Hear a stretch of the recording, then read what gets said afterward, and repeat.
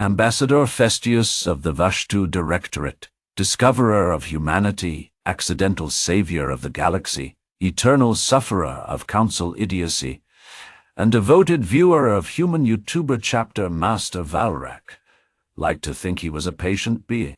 He had endured wars, plagues, invasions, philosophical movements, and once an entire 4 hours in a karaoke bar in Manchester.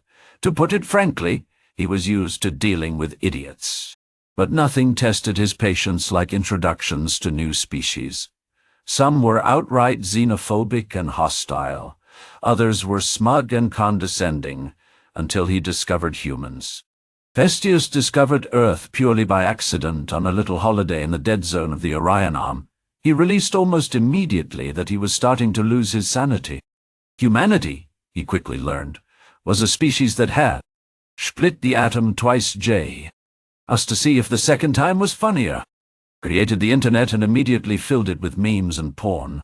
Explaining why American football is called baby rugby by everyone except Americans. Developed a fictional universe so grimdark that several alien species needed therapy after reading the wiki. And humanity's crown jewel, its philosopher and king of lore, was an aging and balding YouTuber named Chapter Master Valrak. Festius adored him immediately. His quaint falling-off-a-roof story that had spawned a drinking game which had actually killed people. His half-hearted denials of working for Games Workshop despite being on their board. And his hilarious claims to buy blacklisted all added to his naive, childlike charm. Festius binge-watched hundreds of hours, even though human Warhammer lore counted as psychological torture under 6 interstellar conventions.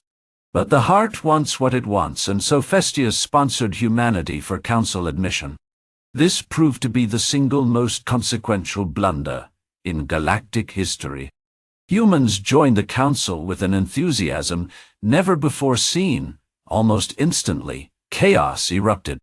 The council's daily schedule, once filled with dull but important matters like border conflict negotiations and quantum trade disputes, was now filled with emergency karaoke restriction hearings, investigation into human use of ancient rel.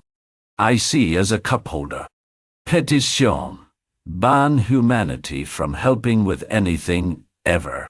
Cultural misunderstandings session #88. Why you do not pat the Haluan on the head. But then something strange happened. Wars stopped completely. Civil disputes died down and races got on together. Whole sectors forgot their ancient hatreds as they instead cooperatively filed human-related grievances. Humanity, through sheer oblivious chaos, had become the linchpin of galactic peace. They weren't diplomats, nor were they warriors. They were strategic distractions. The Council officially classified them as Species 405C, useful idiots, critical to galactic stability. And life was good. The galaxy prospered like never before. Then, human ambassador Jennifer Patel declared one morning in the Galactic Council chamber, "Humanity will now strive to fit in and behave responsibly."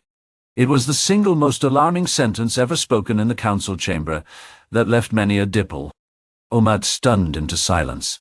Within a week, no karaoke complaints.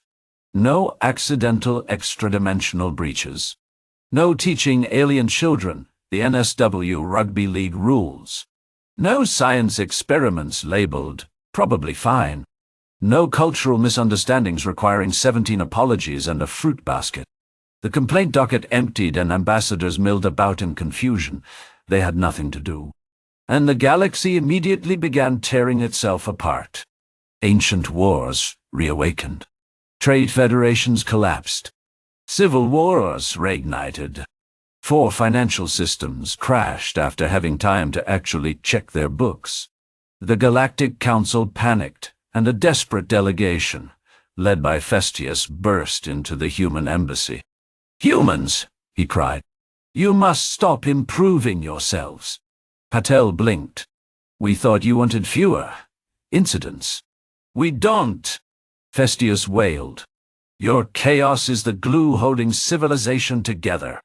A Haluan delegate bowed, melodramatic in every fold of their mantle. You must return to your natural cultural state, insane, stupid, or preferably both. Patel raised an eyebrow.